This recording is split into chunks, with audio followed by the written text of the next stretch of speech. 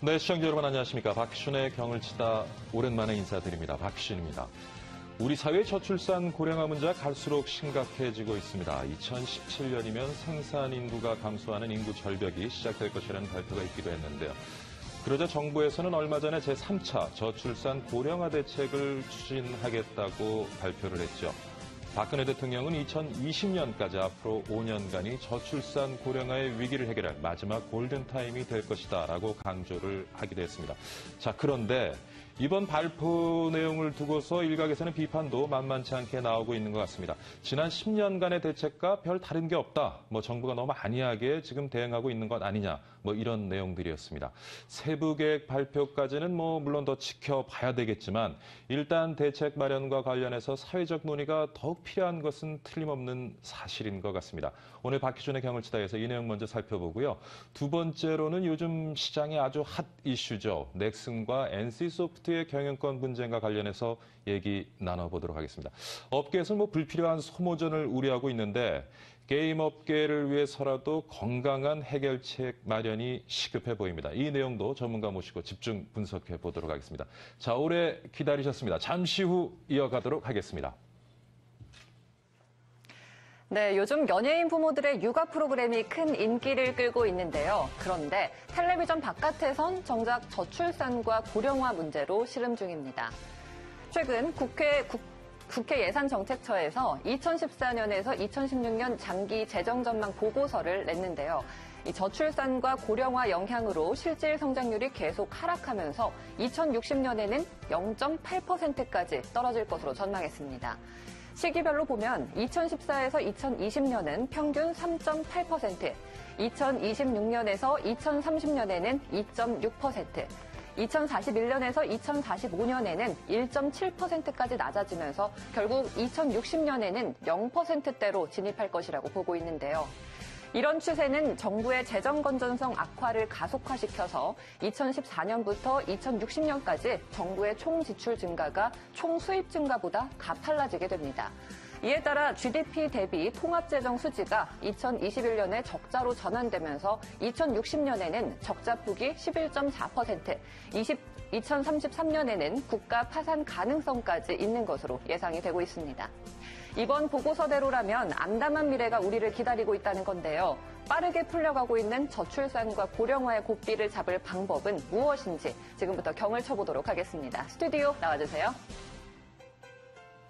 네, 김정은 아나운서 잘 들었습니다. 저출산 고령화 위기, 그 해결책은 무엇인지 오늘 말씀 좀 나눠보도록 하겠습니다. 오늘 나와주신 분은요, 인천대학교 사회복지학과 송다영 교수입니다. 어서 오십시오, 교수님. 안녕하세요. 예. 자, 내용을 좀 정리해봤는데 제가 이렇게 보니까 2020년에는 인구 절벽을 맞을 것이다라는 위기론이 있는데 재밌는 게 유엔 미래 보고서를 보니까 2700년이네요. 우리나라 인구가 한 명도 남지 않아서 대한민국이 자연 소멸될 것이다. 이런 내용도 있는데 지금 저출산 고령화 문제 우리 사회 어느 정도 심각한지 좀 짚어주시죠. 네, 일단 좀 얘기를 진행하기 전에 이제 인구 감소라고 하는 부분에 있어서 어떤 인구인가라고 하는 부분을 좀 짚어보고 시작해보고 싶습니다. 실제 우리나라는 많은 사람들이 지금 저출산이라고 얘기하지만 실제로 인구가 굉장히 많다 이렇게 느끼게 되어 있는데요. 1980년도에 우리나라가 3,700만이었고요. 1990년대 4천만, 그다음에 1990년대 95년 4,400만으로 해서 2015년 1월 현재 5,100만입니다. 그 얘기는 인구는 지금 계속 늘고 있다는 얘기죠. 그러면 이제 어떤 인구가 늘고 어떤 인구가 이제 주느냐의 문제인데요.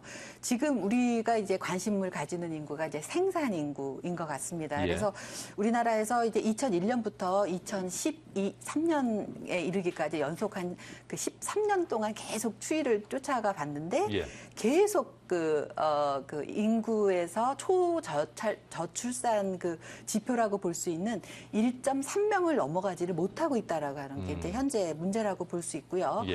또 2013년은 이제 우리나라에서 이제 무상보육 관련된 것들이 논의가 되면서 어쨌든 국가가 아이와 관련해서는 좀 책임지겠다 이런 얘기를 했는데도 불구하고 1.3명, 1.19명밖에 되지 않았다는 겁니다. 그래서 1970년대에는 약 한 해에 한 102만 명이 태어났는데 2013년에는 45만 명, 그러니까 반도 안 되는 아이가 태어났다라고 인구는 그때부터 증가했는데 그렇죠. 태어나는 신생아 수는 또 더 줄어들고. 네, 맞습니다. 예. 그러니까 그 얘기는 생산 인구는 상당히 이제 줄어들고 있고 그거에 비해서 이제 비생산 인구 표현이 좀 좋지 않습니다. 교수님, 생산 인구는 어떻게 정의가 될 수 있나요? 보통 저희가 이제 생산 인구라고 얘기를 할 예. 때는 사회적으로 이제 뭐 노동 분야에 들어가서 사회적 재화를 생산해내는 예. 사람들로 계산을 해서 연령별로는 15세에서 65세에 이르는 인구를 생산 인구로 보는군요. 생산 인구로 봅니다. 그래서 이제 예. 그거를 생산 인구라고도 하고요,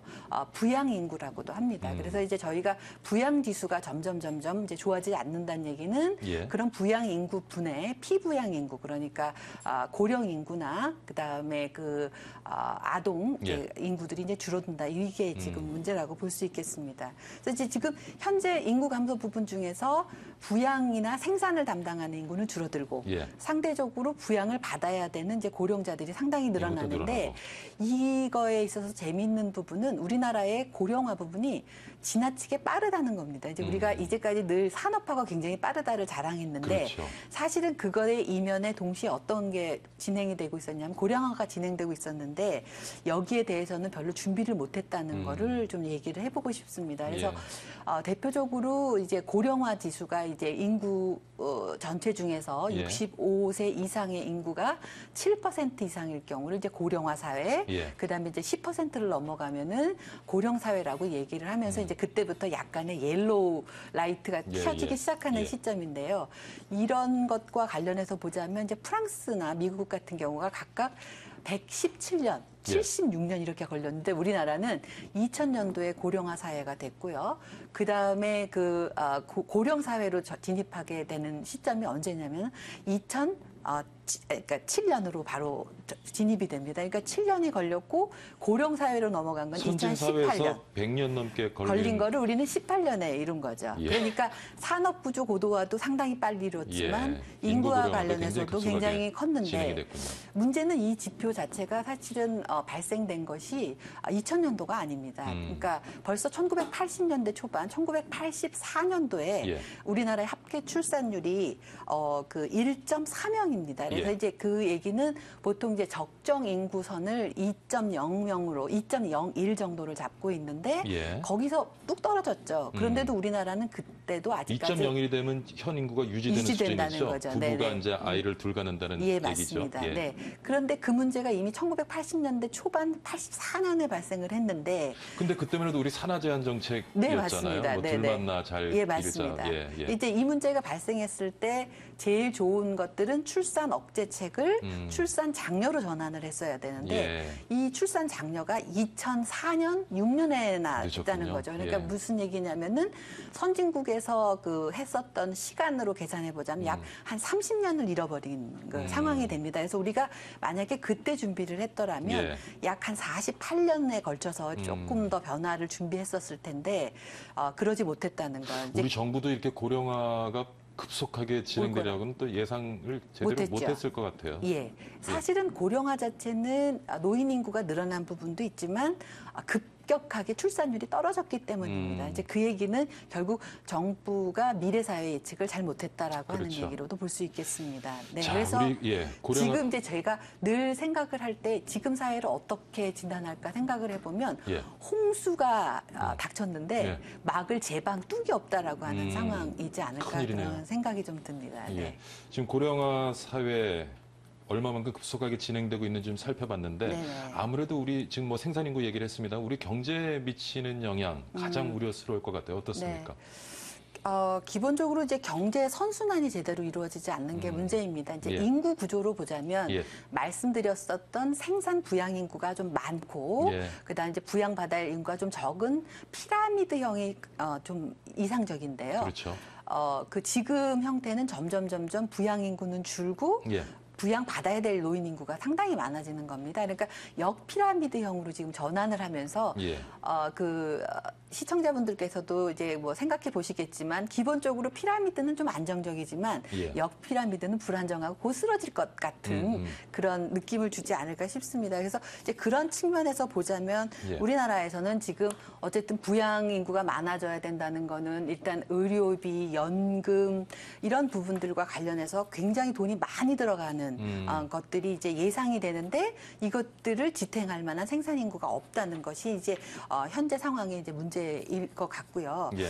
그래서 이제 일본만 해도 고령화 사회에서 고령 사회까지 가는 데가 한 26년이 걸렸습니다. 근데 이제 26년. 예, 우리나라가 이제 18년 이렇게 예, 빨리 그걸 했는데 일본의 학자가 이제 뭐라고 얘기했냐면 이제 단카이 세대라고 그래서 노후 난민이라고 그래서 국가도 안 봐주고 자식도 안 봐줘서 예. 혼자서 외롭게 늙어가는 그런 세대를 얘기했는데 우리나라도 예. 곧 그것이 이제 발생을 할 거다라고 예상이 듭니다. 그래서 아직까지 이 연금이라든지 이런 것들이 정착이 되지 않은 상황이기 때문에 저는 상당히 심각한 문제가 될 것 같고요. 그다음에 이제 아주 단기적으로 나타나는 문제는 일단 대학에서도 쉽게 느낄 수 있습니다. 그래서 현재 많은 대학교에서 구조조정하고 있습니다. 예. 그렇죠. 줄이겠다는 예, 예. 입장이고요. 그 얘기는 곧 고등학교, 또 중학교, 그다음에 초등학교, 유치원, 예. 어린이집, 그다음에 이제 우리나라에 큰 일자리를 제공해주고 있는 사교육까지 아마 영향을 미치지 않을까 싶습니다. 그래서 그런 얘기를 보자면 결국 일자리를 위협한다라고 얘기할 수 있겠고요. 예. 우리나라는 특히 이제 그 분단 상황이기 때문에 뭐 군인 굉장히 필요로 하는데 갈 아이들이 없다는 예. 거 이것도 문제가 될 것 같고요. 뭐 그다음- 경제, 사회 전 영역에 부정적인 영향을 미칠 수밖에 없겠군요. 네, 맞습니다. 예. 근데 아까 말씀하신 것처럼 이제 80년대 중반에 조짐이 보이긴 했는데 그때 우리가 조금 정책의 방향성을 잘못 설정한 것도 있지만 최근 와서는 사실 이제 고령화 사회에 대비해서 우리가 많은 대책들을 쏟아내놓고 있는데 별 실효성이 없죠. 없었던 것 같습니다. 그 네네. 원인은 어디에 있다고 보시는지? 제가 생각하기에 보통 사람들은 이제 정책이 들어간 변화가 올 거다라고 생각을 하는데 실제로 정책에서 굉장히 많은 예산이 쓰여졌습니다. 예. 제1차 그 저출산 고령화 기본계획으로 약 42조가 쓰였고요. 예. 그중에서 저출산 분야로 약 20조, 19조 정도가 쓰였습니다. 굉장히 큰 돈인데도 별로 늘지 않았어요. 그래서 이제 이 어떤 부분에 쓰인 건가요? 그 돈이? 이제 보육 관련된 부분, 그다음에 출산 장려금 이런 예. 것들을 얘기하고 있습니다. 그래서 이제 저희 이제 학계에서 많이 얘기하는 거 얘기를 조금 드리고 싶은데요. 실제로 정부가 돈을 부었는데 한 번도 정책적으로 성공을 안 하다가 예. 몇 번 좋은 사인이 왔습니다. 이제 그때가 언제냐면 2007년에 2007년. 황금돼지해고요. 그다음에 예. 2012년에 예. 그 흑룡회라고 해서 우리 나라 사람들이 이제 조상 때부터 무슨 생각을 했냐 그때 태어나면 잘 사주팔자 된다. 좋다. 네. 예.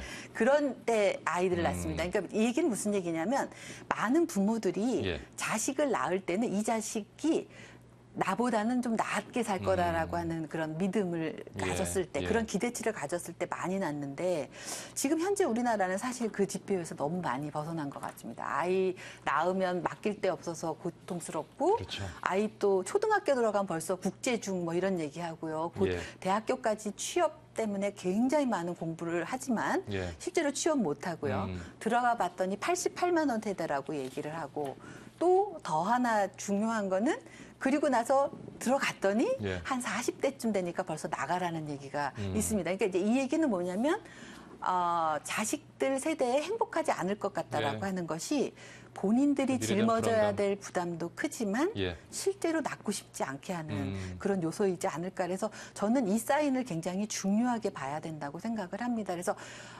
너무 먼 얘기일 것 같지만 이런 생각을 좀 해보면 좋을 것 같아요. 너무 경쟁, 성과, 예. 이런 속도, 이런 패러다임에서 벗어나야지만 출산 문제가 해결되지 않을까 그런 생각이 듭니다. 그래서 너무 경제 중심으로 바라보지 말아야 된다라는 말씀을 좀 꼭 드리고 국민들의 싶습니다. 출산율과 교육에 대해서 투자하는 거 중요하지만 어떤 국가 미래 비전을 보여줄 때 출산율도 좀 올라갈 수 있겠군요. 네네.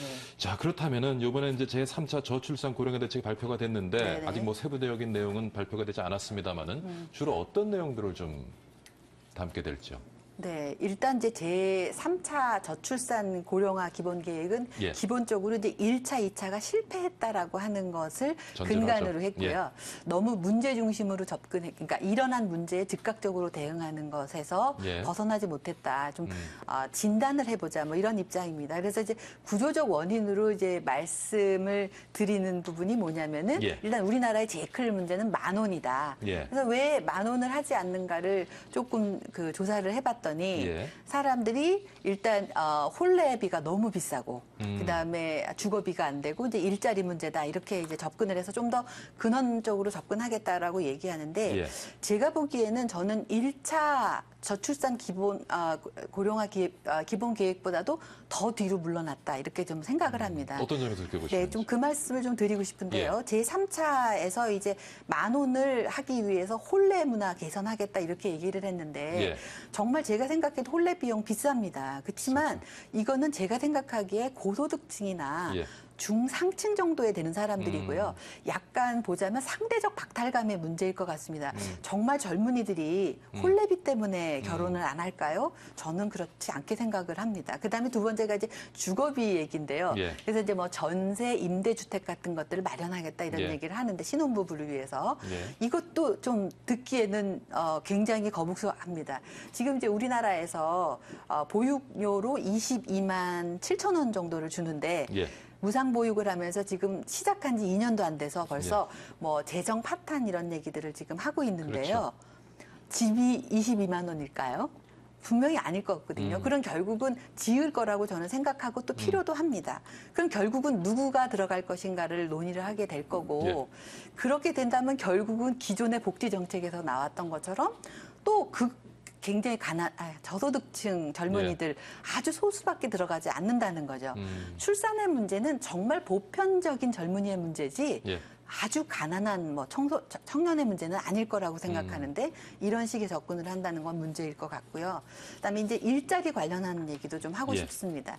일자리도 어떤 일자리냐가 굉장히 중요한데 사실 자본주의 사회가 고도화되면은 일자리가 좀 이원화되는 경향은 뚜렷하게 나타납니다. 이제 선진국에서도 전반적으로 지식 정보라든지 금융, 항공 이런 어떤 소수의 고부가 가치 산업에 종사하는 분들은 소득 수준이 높아지지만 그렇지 않은 분들은 좀 소득이 낮아지거든요. 그래서 그 부분을 메꾸기 위해서 선진국에서 쓴 방법 중에 하나가 기본소득. 그러니까 아동들에게는 아동수당을, 그다음에 젊은이에게도 이런 구직과 관련된 비용을 지원을 해주고, 그다음에 노인분들에게 기초연금 이제 이런 것들이 결국은 그 산업구조 고도화에 의해서 생겨날 수밖에 없는 일자리 그 계층화라고 하는 부분을 그 복지국가가 이제 대행해주는 그런 형태를 취하고 있습니다. 그래서 저는 어떤 일자리냐라고 하는 부분은 굉장히 중요한데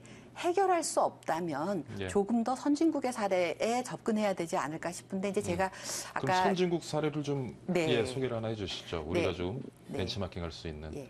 말씀드렸던 거에서 제1차 계획보다도 오히려 후퇴했다 이런 얘기를 했는데 1차 계획 안에 무슨 논의가 있냐면요. 아동수당을 검토하겠다라고 얘기를 했고요. 두 번째 국공립 보육시설 30% 얘기를 했습니다. 그리고 이제 육아휴직 급여 인상하겠다고 얘기를 했는데 실제로 2차에서는 이제 그렇거든 제가 보기엔 그렇습니다.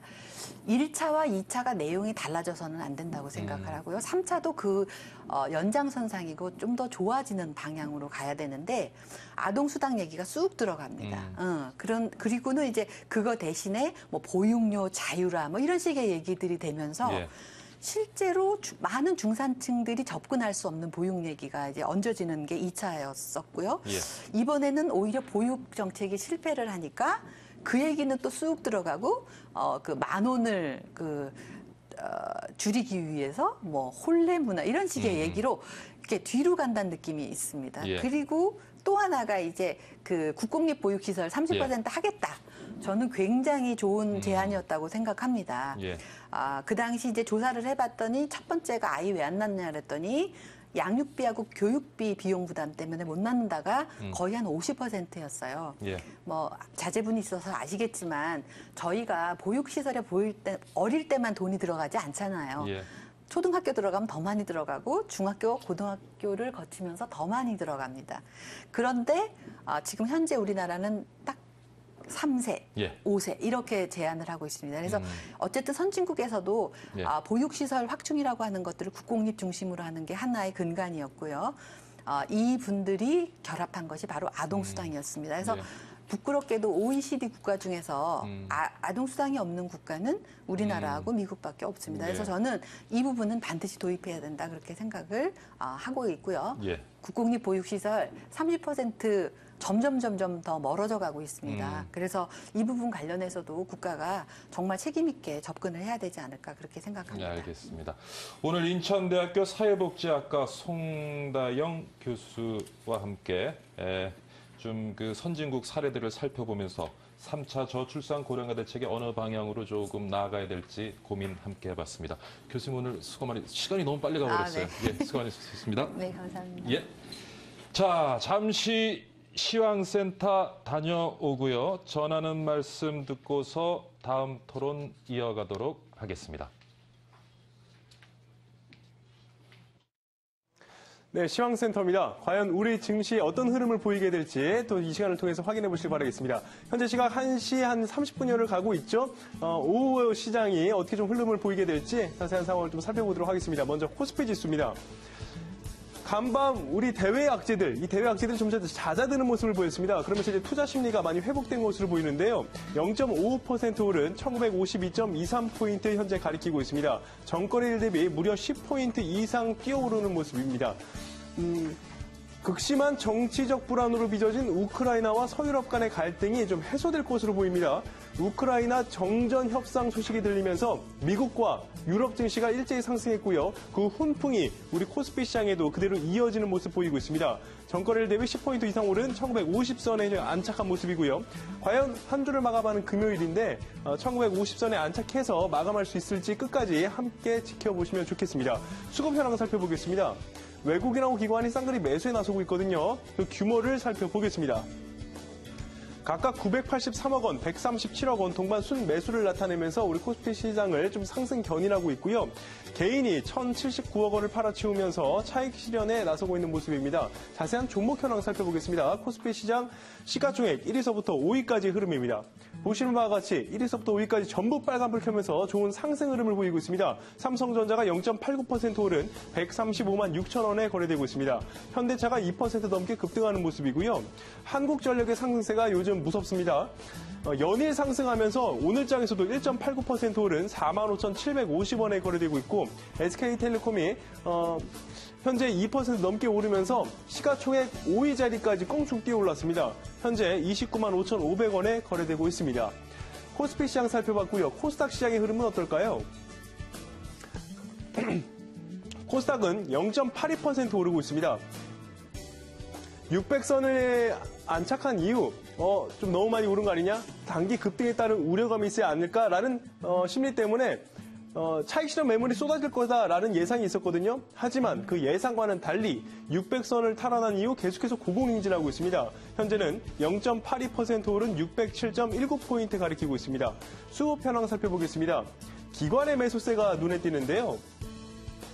기관이 3거래일 연속 코스닥 시장의 주식을 쓸어 담고 있습니다. 574억 원 사들이고 있고요. 반면에 이제 개인하고 외국인이 각각 412억 원, 84억 원 동반 순매도를 나타내면서 좀 지수에 부담을 주고 있으나 기관의 매수세로 인해서 코스닥 시장 현재 상승하고 있습니다. 종목 흐름은 어떨까요? 1위서부터 5위까지 흐름 역시 살펴보도록 하겠습니다. 코스피 시장과는 다르게 하락하는 종목이 좀 눈에 많이 띕니다. 하지만 셀트리온이 현재 폭등하고 있습니다. 13.47% 오른 57,300원에 거래되고 있는데요. 헬스케어 업종의 흐름이 참 좋을 것이다 라는 예상과 함께 미국에서 램시마가 조기 출시도 될 수 있다라는 의견이 들리면서 셀트리온 현재 주가가 급등하고 있고요. 반면에 이제 파라다이스가 계속해서 조정 국면에 접어든 것으로 보입니다. 가격 조정과 기간 조정이 겹치면서 현재 5.10% 내린 21,400원에 거래되고 있습니다. 네, 이렇게 해서 코스피, 코스닥, 우리 양시장 현재 증시 흐름 살펴봤습니다. 시황센터였습니다. 겨울 스포츠의 꽃 스킬 시즌이 돌아왔다. 아직도 펜션과 스키 장비, 스키복을 따로따로 예약하시나요? 펜시안에선 이 모든 것을 한 번에, 그것도 45% 할인된 금액으로 만나볼 수 있습니다. 1박 2일 숙박권에 스키 장비와 스키복 렌탈까지 이 모든 것을 평일 이용 시 단돈 79,000원. 아직 놀라지 마세요. 이 초특가 가격이 한 명도 아닌 2명 기준 가격. 베어스타운과 펜션이 고작 10분 거리. 여기에 리프트 40% 할인권까지 보너스로 드립니다. 낮에는 새로 단장한 베어스타운에서 짜릿한 겨울 스포츠를, 밤에는 아름다운 펜션에서 신나는 바비큐 파티를 단돈 79,000원으로 떠나는 초특가 겨울여행. 오직 펜시안에서만 만나볼 수 있습니다. 지금 바로 전화주세요.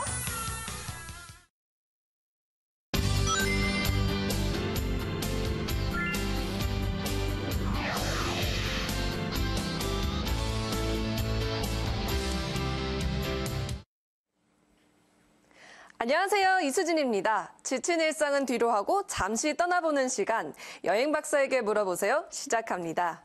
요즘 일주일에 한 번씩 꼭 패스트푸드를 먹는 사람들이 많다고 하는데요. 가끔은 도심에서 벗어나 몸에 좋은 슬로우푸드를 드셔보시는 건 어떨까요? 제가 선택한 오늘의 여행지는 경기도 파주에 위치한 슬로푸드 체험이었는데요. 서울과도 1시간 정도 걸리는 가까운 거리였습니다. 그림같이 예쁜 길을 따라 걷다 보니 오늘의 펜션에 도착할 수 있었는데요. 이곳은 이국적인 아치형 대문이 인상적인 화이트 펜션이었습니다. 특히 단 하체의 도체 펜션으로 가족들끼리 여행 오기에 안성맞춤인 곳이었는데요. 저도 기회가 된다면 가족들과 꼭 오고 싶은 그런 펜션이었습니다. 이제 객실 내부로 들어가 봤는데요. 넓고 이렇게 탁 트인 객실에는 예쁘고 세련된 소품과 가구들이 가득했습니다. 마치 내 집처럼 이용 가능한 그런 공간이었는데요. 제가 머물 방은 화이트와 핑크가 잘 어울리는 정말 제 아기자기한 제 취향에도 딱 맞는 그런 곳이었습니다. 침실방과 또 온돌방, 게다가 서재까지 있어서 취향 따라 가능한 선택이 있는데요. 제가 선택한 오늘의 이 맛집은 채소로만 음식을 만드는 채식 전문점인데요. 이곳은 채식만을 하시는 분들이 가는 곳은 아니라고 합니다. 가끔은 채식 위주의 식단이 몸에 좋은 거 다들 아시죠? 다이어트에 좋은 것도 당연하고요. 특히 이곳은 코스 요리가 주 메뉴라고 합니다. 궁중 떡볶이와 버섯으로 만든 탕수육, 그리고 콩으로 만든 콩고기 스테이크까지. 듣기만 해도 어떤 맛일지 궁금하시죠? 놀랍게도 고기 맛이 난다고 하는데요. 마지막으로 이 얼큰한 누룽지탕까지 드시면 마음까지 훈훈해지는 그런 기분입니다. 배도 이제 두둑하게 불러오고 파주 장당콩 마을에 도착했습니다. 이곳에서는 슬로푸드를 직접 체험해 볼 수 있는데요. 바로 장담근기는 물론 또 김장 담그기와 눈썰매개 타기까지 여러 가지 프로그램들이 준비되어 있었습니다. 저도 장담그기를 직접 해봤는데요. 맷돌도 돌리고 직접 메주도 만들었던 그날을 잊을 수 없을 것 같습니다. 자녀분들과 함께 즐기기에 색다른 추억이 될 것 같네요. 이제 즐거웠던 여행을 뒤로하고 펜션에 도착했는데요. 따뜻한 저만의 침실에 누워 오늘 하루를 추억해봤습니다. 몸도 마음도 건강해질 수 있었던 그런 여행이었는데요. 자, 여행 박사에게 물어보세요. 오늘은 복잡한 도심을 벗어나 한적하고 또 아름다운 곳으로 여행을 떠났습니다. 빠르게만 살기보다는 잠깐 걸음을 멈추고 사는 것도 삶의 지혜가 아닐까요? 더 자세한 여행 정보는 02-2000-4839로 전화하시거나요. 인터넷 검색창에 펜시안 검색하시면 확인할 수 있습니다. 저는 여기서 인사드릴게요. 다음 이 시간 더 즐거운 여행기로 찾아뵐게요.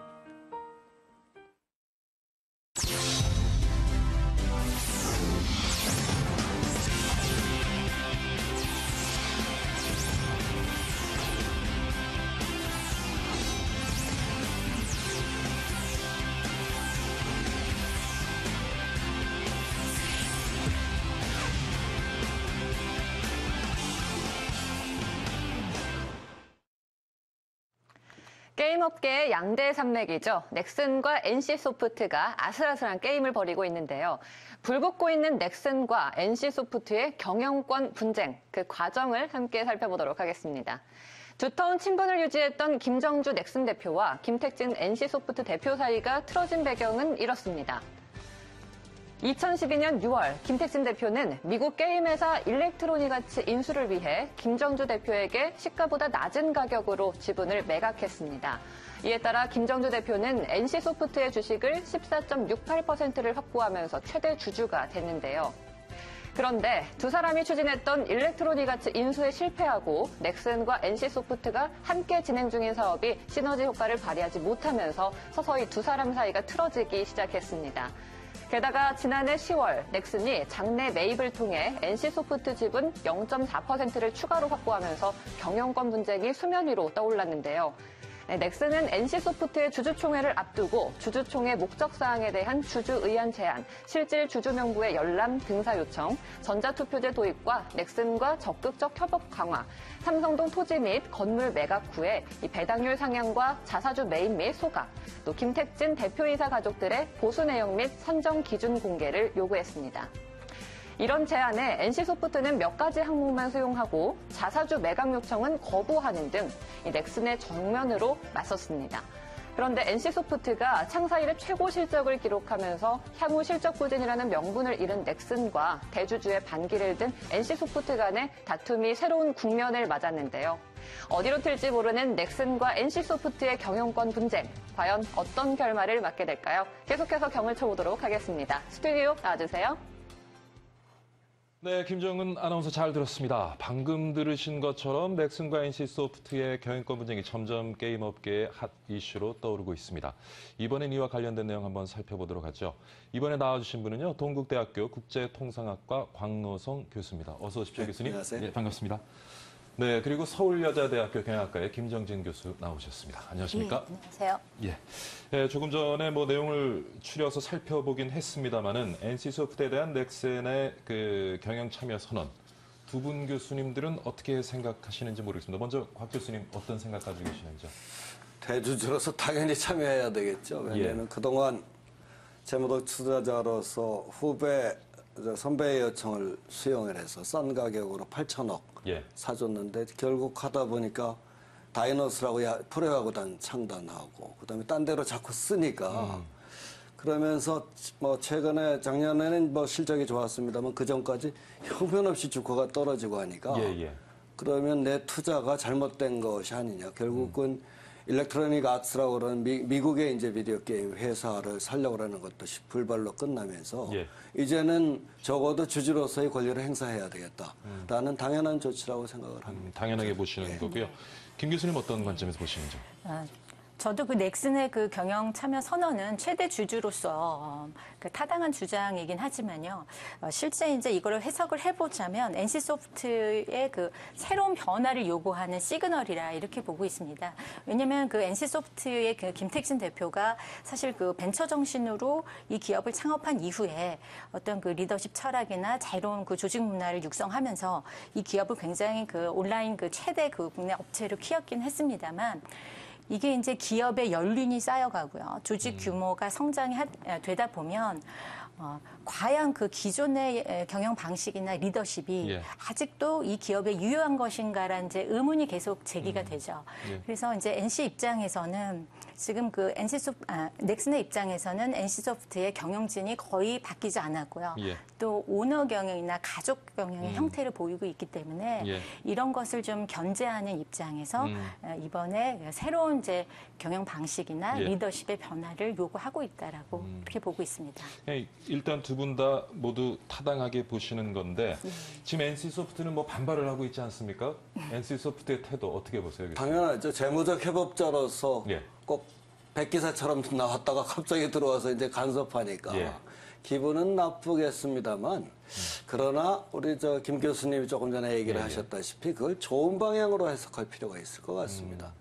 내가 이제 만약에 넥슨의 김정주 대표라고 하더라도 내가 선배의 어려운 상황, 그래서 같이 한번 해보자고 8천억을 기꺼이 투자를 했는데 지금 이렇게 돼버리니까 그러면서 특수관계인 아니겠습니까? 윤성희 부사장을 사장시킨다든가 김태권 전무를 또 해서 5억 원 이상 되는 사람들이 바로 특수관계인으로 자기 부인하고 남동생이니까 이렇게 돼서는 내가 백기사로서의 실제로 재무적 협력자로 과연 했던 것이 잘할 것이냐에 대한 의심은 당연히 가지게 될 것이고 또 그러니까 이제 그 반대 입장에서 NC에서는 섭섭하겠죠. 처음에 들어왔으면 끝까지 잘할 것이지 예. 왜 지금 와서 저러느냐라고 생각하실 수 있습니다만 기본적으로 경영에서 이런 감정을 배제한 결정을 해야 예. 그 기업들이 모두가 살지 감정과 관계 의미에서 이렇게 하면 그것은 기업들이 서로 죽이는 결과라 뭐 당연히 뭐 감정적으로 방해하는 건 뭐 자연스러운 현상이라고 봅니다. 근데 교수님 지금 넥슨하고 NC 분쟁이 있은 다음에 주가가 조금 오른다는 말이에요. 그래서 맞습니다. 일부에서는 뭐 이게 짜고 치는 거 아니냐, 조작극 아니냐 이런 얘기도 심심치 않게 지금 나오고 있는데 어떻게 보세요? 뭐 일각에서는 이제 넥슨이 주가 부양을 위해서 예. 이렇게 이제 경영권 분쟁을 촉발했다라는 시각도 있습니다만 제가 볼 때 이제 궁극적으로 기업은 수익을 창출하는 집단이기 때문에 결국은 이제 이 분쟁의 핵심은 저는 수익이라고 봅니다. 근데 이제 수익을 확대하는 방법은 두 가지가 있는데요. 하나는 이제 장기적인 관점에서 장기 투자나 기업의 가치를 높여서 현금 배당이나 이제 그 주식 배당으로 수익을 확보하는 방법이 하나가 있고 또 하나는 지금과 같이 단기적인 어떤 시세 차익을 얻고자 그래서 이제 수익을 확보하는 방법이 있는데 이 두 가지 모두 다 저는 이제 염두에 두고 있다고 보고 있습니다.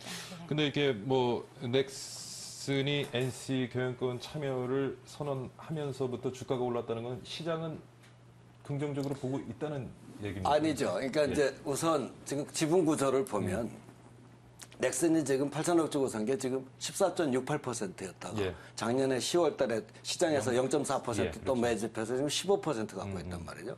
그럼 지배권 행사를 못 해요. 근데 지금 스틸 김택진 대표도 10%를 갖고 있습니다. 또 자사주가 있기 때문에 캐스팅 보트를 쥐고 있어서 지금 비슷한 상황이에요. 이 양자가. 그렇다면 누군가 하나 지배권을 행사해서 20% 정도를 확보를 하려면 5%를 누가 또 가져가야 되는데 그렇다면 경쟁적으로 시장에서 매집하지 않겠느냐.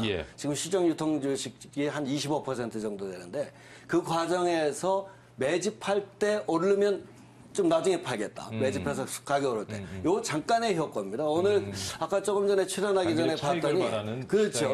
단기 차익입니다. 결국 떨어졌대요. 19만 8천 원으로. 그래서 그건 정말 그런 걸 노린다는 건 뭐 아주 단기, 초단기의 발전인지는 몰라도 기업 가치라는 게 그게 그렇게 결정이 돼요. 지금 뭐 잠깐 언급을 하셨는데 사실 뭐 좀 가능성이 희박한 시나리오이긴 합니다만은 넥슨 NC 경영권 분야 결국에는 적대적 M&A로 이어지지 않을까 하는 뭐 시각이 있기는 한데 그분은 어떻게 보십니까? 그래서 저는 현실적으로는 적대적 그 인수합병은 좀 힘들지 않을까라고 보고 있습니다. 이제 그 곽 교수님이 말씀하신 것처럼 지금 그 적대적 M&A를 하기 위해서는 한 추가 한 5%의 지분을 지금 매입을 해야 되는데 이게 이제 금액으로 환산하면 굉장히 만만치 않은 금액이고요. 또 이제 저는 다른 시각에서는 이 그 넥슨과 NC는 지금 게임 업체 1위, 2위를 이렇게 다투는 기업인데 사실 1위인 기업이 2인 기업을 적대적 인수합병 한다는 것도 전체 그 게임 산업에 미치는 어떤 역풍이 분명히 있을 거라고 생각이 됩니다. 그래서 그렇게 그 적대적 인수합병까지 가는 것은 좀 무리이고 사실은 이제 그 전에 어떤 다른 논의들이 있을 것이라 이렇게 예상하고 있습니다. 교수님도 의견을 같이 하시는지. 그러니까 이제 이게 아까도 얘기했다시피 제가 계산을 한번 해봤어요. 5% 하면 지금 19만 8천 원이니까 제가 20만 원으로 계산했더니 2천억 원이 조금 더 들어요. 2천억 원. 근데 과연 지금 넥슨이 8천억 지난번에 해가지고 현금은 NC에서 갖고 있는데 또 2천억 원을 더 투자할 여력이 있느냐. 현금을 바로 동원해서 사야 된단 말이죠. 시장에서 유통 중인 25% 중에 그걸 끄집어서 사야 되는데 지금 그렇지 않아도 요 소문 때문에 전부들 옮겨지고 이러는데 과연 그렇게 할 가능성이 있느냐. 실현 가능성은 작다고 저는 봐요. 실제로는. 하지만 일말의 가능성이 있다고. 뭐 있죠. 뭐 2천억 동원할 수 있고 그거야 뭐 언제든지 할 수가 있습니다. 근데 이제 아까도 얘기했다시피 그게 이제 시장 지배적인 사업자가 돼버리면 또 가만 안 되거든요. 그래서. 지금 뭐 얘기하다가 결국에는 이제 게임 산업 시장 얘기를 우리가 하고 있는데 사실 우리나라 게임 산업 지금까지 좀 앞에서 달려왔지만 요즘 뭐 중국 업체들 추격도 만만치 않고요. 뭐 우리 국민들이나 시장에서 바라보기에는 야 지금 이럴 때가 아니다. 1, 2위가 싸우면서 이렇게 소모전을 할 때가 아니다라는 의견이 많은데 좀 우리 게임 시장하고 좀 연관지어서 이번에 이 분쟁 좀 살펴봐 주시죠. 그래서 이제 그 지금 현재 넥슨의 김택주 회장은 그 게임 업계 지금 대부 이제 거부로 불리고요. 예. 이 두 회사 모두 어떤 이제 상장을 통해서 엄청난 이제 부를 축적을 했거든요. 예.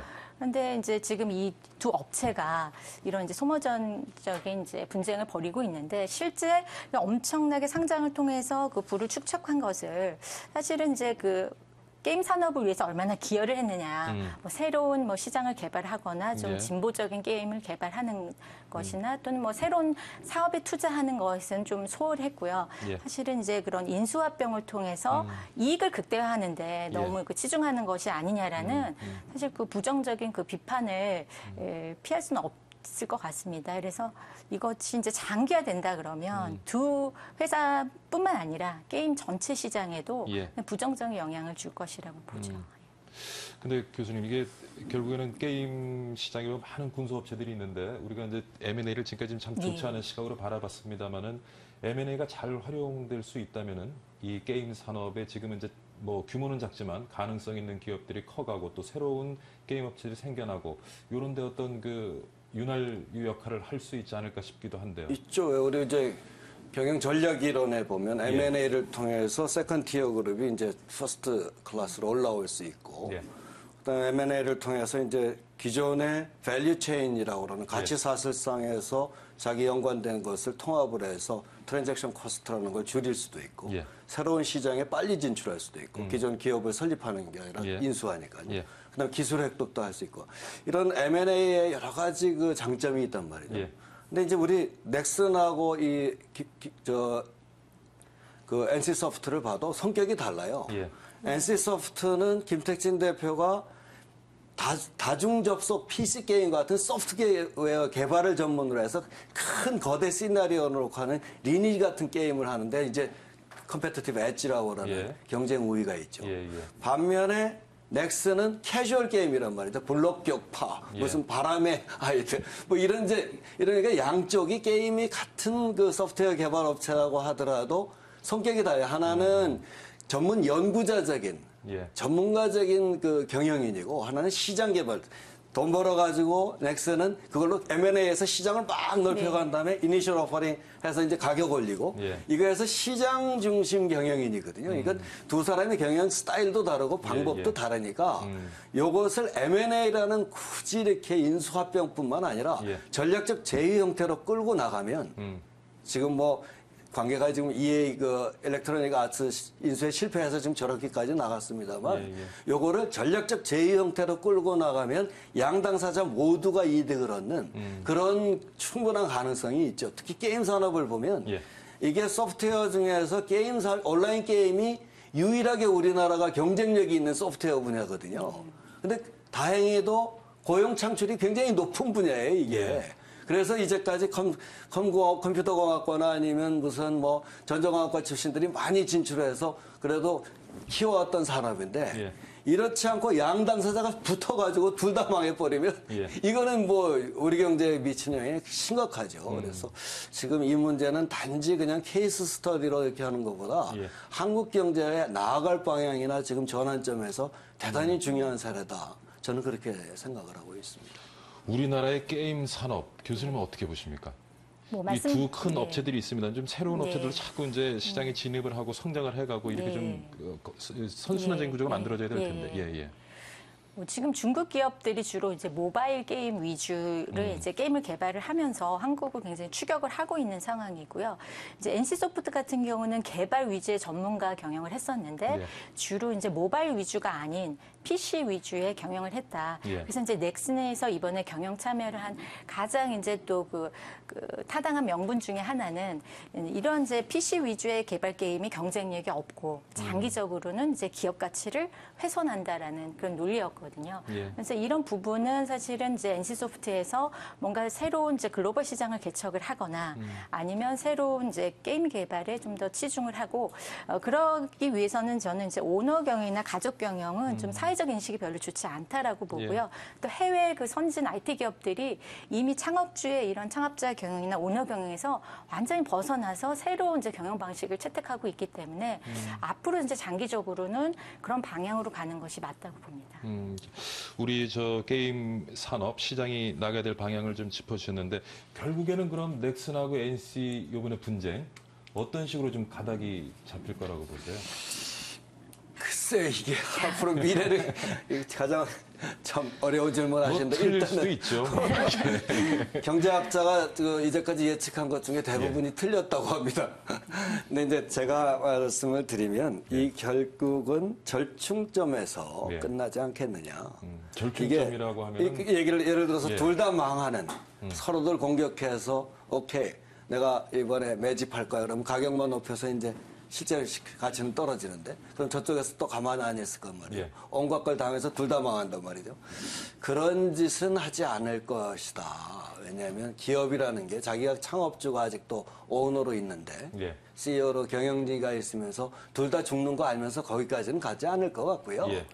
가장 좋은 것은 지금 두 회사의 장점 아까도 제가 말씀을 드렸습니다만 요거를 얽혀서 초창기에 만들던 어떤 시너지 이펙트 그걸 노리는 방향으로 양 당사자가 갔으면 하는 게 제 바람입니다. 그래서 결론은 그렇게 양 당사자를 모두 죽이지는 않을 것이다. 그러나 제가 바라는 것은 양 당사자가 처음에 갔었던 방향이 다르니까 이것을 전략적 제휴 형태로 해서 당사자의 그 장점을 발휘할 수 있는 그쪽으로 나갔으면 좋겠다. 예를 들면 경영은 넥슨이 잘한단 말이에요. 시장에서 조금 개발해가지고 돈만 있으면 탁 벌린 다음에 자기 마켓을 막 넓혀가면서 가치도 확 올리고 그래서 지주회사 형태로 해서 경영은 넥슨 쪽에서 하고 어차피 지금 크로스홀딩 형태로 돼 있으니까 이쪽에 갖고 있으니까 그다음에 개발이나 이런 쪽은 양 당사자가 하나는 PC 부문, 하나는 모바일 부문 이런 식으로 해서 두 개의 독립된 해서 장점을 발휘할 수 있는 이런 체제로 끌어가는 것이 앞으로 우리 한국 경제를 위해서나 또 컴퓨터 공학과나 우리 공대 요새 저 실업률이 높아요.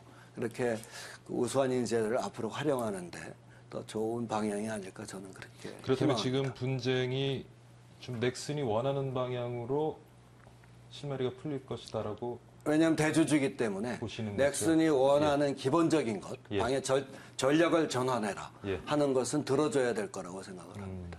교수님 어떻게 전망을 하세요? 저는 좀 교수님하고 좀 다른 의견인데요.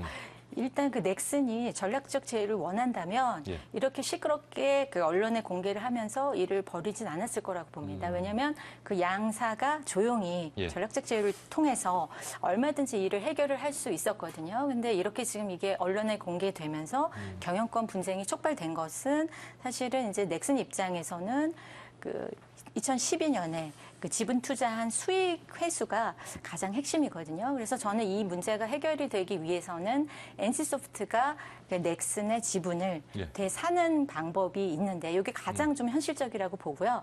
근데 모든 지분을 다 살 수는 없고 그 일부의 지분을 사는 것으로 이제 합의를 찾는 것이 가장 바람직하고 좀 현실적이지 않나 그렇게 좀 생각을 하죠. 상반된 의견을 말씀을 하셨는데 그러면 이제 처음에 투자했던 거 없던 걸로 하자는 얘기거든요.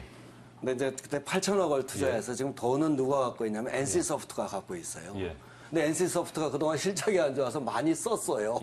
뭐 했냐면 다이노스 프로야구 창단하는데 돈 썼죠. 그다음에 실적 안 좋아가지고 이거 회복하느라고 많이 썼죠. 그래서 되살 수 있는 돈이 써가지고 없을 거예요. 제가 이제 왜 현실적으로 생각해 보면 이렇게 됐으면 좋겠죠. 그래서 처음 달아 다시 이제 시너지 하는 새로운 방향을 해보자 했으면 좋겠는데 현실적으로 없을 겁니다 아마. 그래서 지금 말씀하신 게 이제 자금력이 충분하지 않을 것이다라고 말씀을 하시는데. 그래서 이제 서로 이제 합의가 안 되고 접점을 찾지 못하면 결국은 이제 주주총회에서 뭐 표 대결을 하는 것이고 이제 주주들이 누구의 손을 들어주느냐가 이제 관건이 되겠죠. 지금 아까 그 부저를 봤지만. 넥슨이 15%란 말이죠. 15.01%지만. 그 다음에 이제 김택진 대표가 9.99%란 말이죠. 그 다음에 이제 외국인 투자 지분이 40%, 이건 누구 편도 아니에요. 이건 들어왔다 빼고 들어왔다 빼고. 시장 유통분이 25%란 말이죠. 그럼 나머지를 누가 지고 있냐면 자사주예요.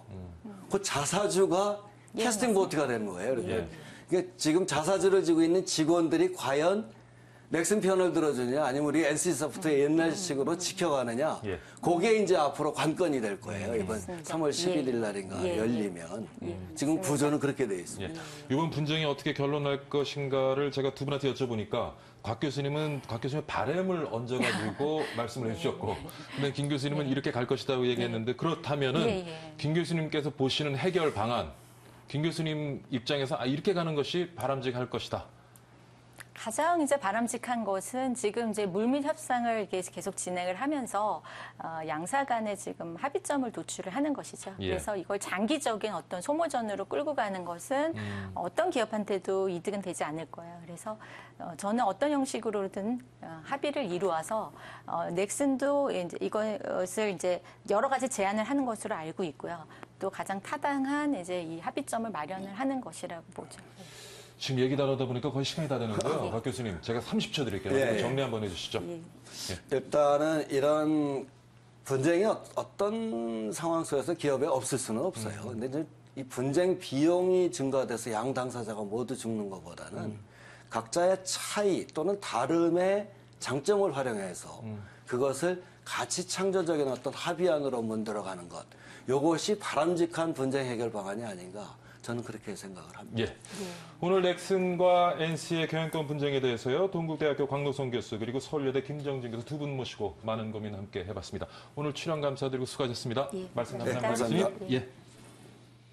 네, 오랜만에 인사드린 박희준의 경을 치다 오늘은 여기서 줄이도록 하겠습니다. 오랜만에 스튜디오에 앉으니까 좀 떨리기도 하고요. 어떻게 한 시간이 후딱 지나가는지 잘 모르겠습니다. 방송을 처음 시작할 때처럼 긴장도 많이 됐는데 하지만 지금 토론을 하면서 드는 생각은 다시는 이 자리 비우지 말고 잘 지켜야겠다. 이런 생각이 듭니다. 우리 경제의 뜨거운 이슈를 파헤쳐보고 경을 쳐보는 시간 보람 있었고요. 여러분께도 보람 있는 시간이 되도록 앞으로 더욱 열심히 노력하도록 하겠습니다. 많은 성원 부탁드립니다. 박희준의 경을 치다 여기서 인사드립니다. 설 연휴 잘 보내시고요. 저는 다음 시간에 인사드리도록 하겠습니다. 시청해주신 여러분 감사드립니다.